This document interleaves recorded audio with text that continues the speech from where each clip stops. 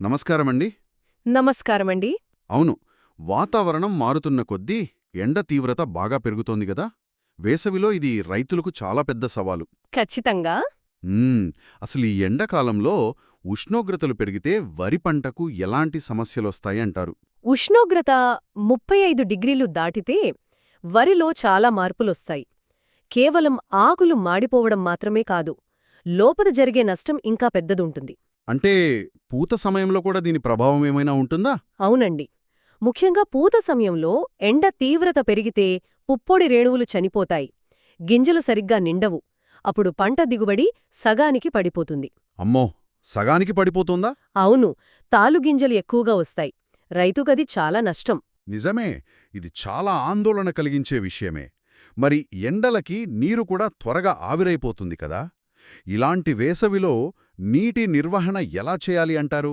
ఇక్కడే మనం చాలా జాగ్రత్త పడాలి. పొలంలో ఎప్పుడూ నీరు నిలకడగా ఉంచడం పాత పద్ధతి. ఇప్పుడు మనకు నీరు తక్కువగా ఉన్నప్పుడు వాడే పద్ధతులు కావాలి. ఆ అంటే ఇప్పుడు నీరు ఏమాత్రం సరిపోని పరిస్థితి వస్తే రైతులప్పుడేం చేయాలి? దీనికోసమే ఒక అద్భుతమైన పద్ధతి ఉంది. అదే ఆల్టర్నేట్ వెట్టింగ్ అండ్ డ్రైయింగ్. దీన్నే మనం ఏడబ్ల్యూడి పద్ధతి అంటాము. ఇది నీటి ఎద్దడిని చేయించే మంచి మార్గం. ఆల్టర్నేట్ వెట్టింగ్ అండ్ డ్రైయింగ్ హ్మ్, అంటే పొలాన్ని ఆరబెట్టి మళ్లీ నీరు పెట్టడమా? అలా పొలాన్ని ఆరబెడితే మొక్క ఒత్తిడికి గురై దిగుబడి తగ్గుతుంది అని రైతులు భయపడతారు. ఇక్కడే మనం ఒక విషయం జాగ్రత్తగా అర్థం చేసుకోవాలి. పొలాన్ని పూర్తిగా ఎండబెట్టడం కాదు ఇక్కడ చేసేది. ఓహో, పూర్తిగా ఎండబెట్టరా? అంటే పైన నేల ఆరిపోయినా లోపల తేమ ఉంటుందా? ఖచ్చితంగా. నేలపైన నీరు లేకపోయినా లోపల తడి ఉంటుంది. దీన్ని తెలుసుకోవడానికి పానీ పైపు వాడతారు. దీన్నే వాటర్ ట్యూబ్ అని కూడా అంటారు. ఆ ఈ పానీ పైపు ఎలా పనిచేస్తుంది? పొలంలో ఒక చిన్న ప్లాస్టిక్ పైపును సుమారు 20 సెంటీమీటర్ల లోతులో పాతుతారు. దీనికి చిన్న చిన్న రంధ్రాలుంటాయి. ఆ పైప్లో నీటి మట్టం చూసి మనం నీరు పెట్టచ్చు. అద్భుతం! అంటే మఠం ఎంత కిందకు వెళ్ళినప్పుడు మనం మళ్ళీ నీరు పెట్టాలి? మట్టం 15 సెంటీమీటర్ల కన్నా కిందకు వెళ్ళినప్పుడు మాత్రమే మళ్లీ నీరు పెట్టాలి. పైకి నేల ఆరినట్టు కనిపించినా లోపల వేర్లకు తేమ అందుతూనే ఉంటుంది. దీనివల్ల నీటి వాడకం చాలా వరకు తగ్గుతుంది గదా! అవునండి. నీటి వినియోగం 30% వరకు ఆదా అవుతుంది. పైగా నేల గట్టిపడటం వల్ల కోత సమయంలో యంత్రాలు తిరగడానికి కూడా చాలా సులువుగా ఉంటుంది. చాలా బావుంది. కానీ ఈ పద్ధతిని ప్రతి దశలో వాడవచ్చా? అంటే పూత సమయంలో పొలం ఆరిపోతే ఇబ్బంది కదా? చాలా మంచి ప్రశ్న అడిగారు. ఏడబ్ల్యూడి పద్ధతిని దుబ్బి చేసే దశలోనే వాడాలి. వరి పొట్ట దశకు వచ్చినప్పుడు పూత సమయంలో ఇది అస్సలు వాడకూడదు. ఓహో, ఆ సమయంలో నీరుండాలా పొలంలో? అవును, ఆ సమయంలో పొలంలో కనీసం 2 సెంటీమీటర్ల నీరు నిల్వ ఉండాలి. అప్పుడే గింజలు బాగా నిండుతాయి. ఎండవేడికి తాలు కాకుండా ఉంటాయి. అర్థమైంది. ఇక నివేదికల్లో నేను చదివిన ఇంకో ఆసక్తికరమైన విషయం అడుగుతాను. ఎండను తట్టుకోవడానికి పొటాష్ ఎరువు వాడాలి అని రాసి ఉంది. ఇది నిజమేనా?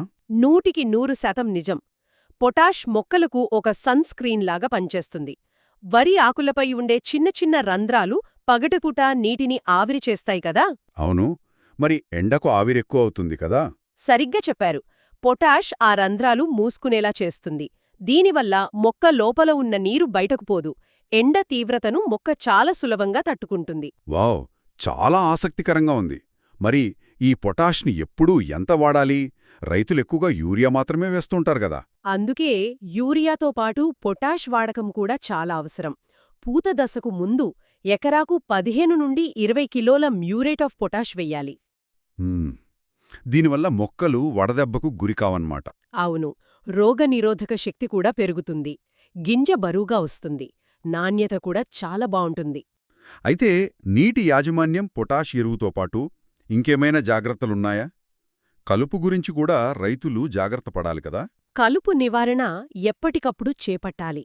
పొలంలో కలుపు మొక్కలుంటే మనం ఇచ్చే నీరు, పోషకాలను అవే ఎక్కువగా లాగేస్తాయి. అప్పుడు వరి మొక్కలు త్వరగా ఎండిపోతాయా? అవును, అలాగే తెగుళ్ల దాడి పెరిగే అవకాశం కూడా ఉంది. అందుకే క్రమం తప్పకుండా పొలాన్ని గమనిస్తూ ఉండాలి. వేసవిలో జింక్ లోపం వస్తే దాన్ని కూడా గమనించి సరిచేయాలి. ఇవన్నీ వింటుంటే వేసవిలో వరిని కాపాడటమనేది ఒక పద్ధతి ప్రకారం చెయ్యాలి.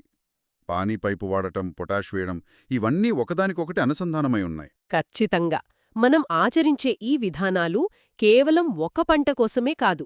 ఈరోజు మనం పాటించే ఏడబ్ల్యూడి లాంటి నీటి పొదుపు పద్ధతులు భవిష్యత్తులో భూగర్భ జలాలను పెంచుతాయి, రాబోయే తరాలకు వ్యవసాయాన్ని సాధ్యపరుస్తాయి.